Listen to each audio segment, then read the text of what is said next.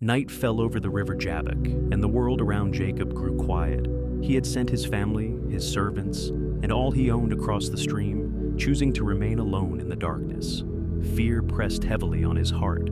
By morning, he would meet Esau, the brother he had deceived years before. Memories of guilt, regret, and uncertainty crowded his mind as the night deepened, and Jacob stood face to face with his past and his future. Suddenly, a man appeared and seized him. Without warning or explanation, the two began to wrestle. They struggled in the dust and shadows, locked together through the long hours of the night. Jacob fought with every ounce of strength he had, refusing to yield. This was more than a physical battle. It was the clash of a lifetime. Jacob's fear against faith, his old identity against the man God was shaping him to become. As the night wore on, the stranger saw that Jacob would not let go. With a simple touch, he struck Jacob's hip, wrenching it out of joint. Pain shot through Jacob's body, yet even then he refused to release his hold. Limping, weakened, and exhausted, Jacob clung to the man and cried out that he would not let go unless he received a blessing. In that moment, Jacob's strength gave way to surrender. He was no longer relying on his own power, but on God alone. The man asked Jacob his name. When Jacob answered, he was forced to confront who he had always been: a deceiver, a struggler, one who grasped and schemed for blessing. Then the man spoke words that would change Jacob's life forever. He told Jacob that his name would no longer be Jacob but Israel, because he had struggled with God and with men and had prevailed. This was not a victory of strength, but of perseverance and faith. God had seen Jacob's brokenness and honored his refusal to let go. As dawn broke, the man blessed Jacob and disappeared, leaving him alone once more. Jacob named the place Peniel, saying that he had seen God face to face, and yet his life had been spared. Limping from his injured hip, Jacob crossed the river to meet Esau. He walked forward changed forever, marked by both weakness and blessing. That night by the river transformed Jacob.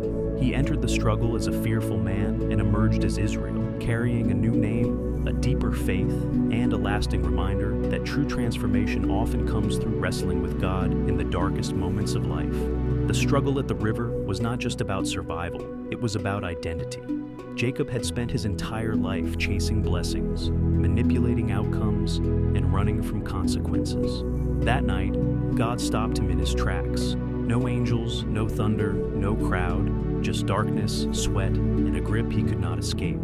God met Jacob not in comfort, but in conflict, because Jacob's transformation required confrontation. The pain in Jacob's hip became a turning point. For the first time, Jacob could no longer depend on his own strength. Every step hurt, every movement reminded him that something had shifted. The limp was not a curse, it was a sign. It marked the moment Jacob learned that blessing does not come from striving harder, but from holding on tighter to God when strength is gone.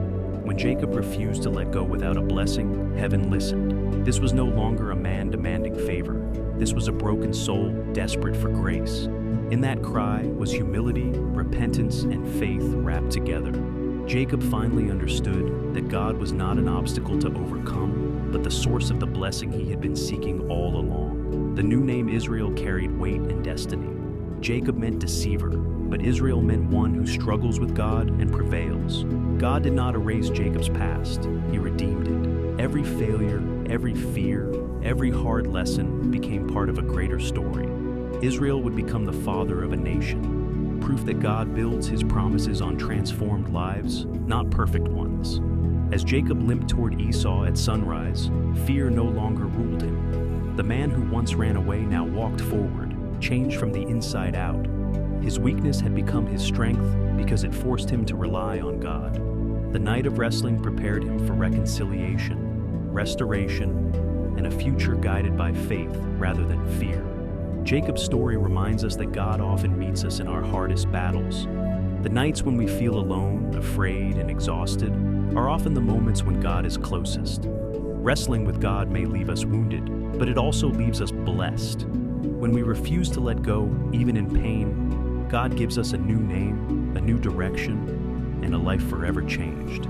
Jacob's night at the river Jabbok was a turning point that reshaped his life forever. Alone and afraid, he wrestled through the darkness and came face to face with God, not in comfort, but in struggle. When his strength failed and his hip was struck, Jacob learned that true blessing comes not from human effort, but from surrender and persistence in faith.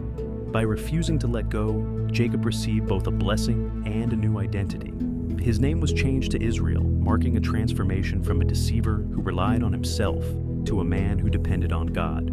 Though he walked away limping, Jacob moved forward with courage, faith, and a renewed purpose, showing that God uses struggle to bring change, blessing, and destiny. The story of Jacob wrestling with God teaches that our most intense struggles can become the moments of greatest transformation. Pain, fear, and uncertainty are not signs that God has abandoned us.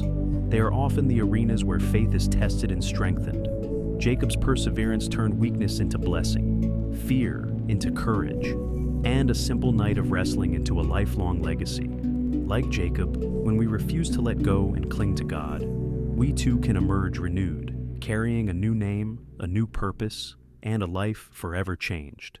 Please subscribe to my channel for more Bible stories like this.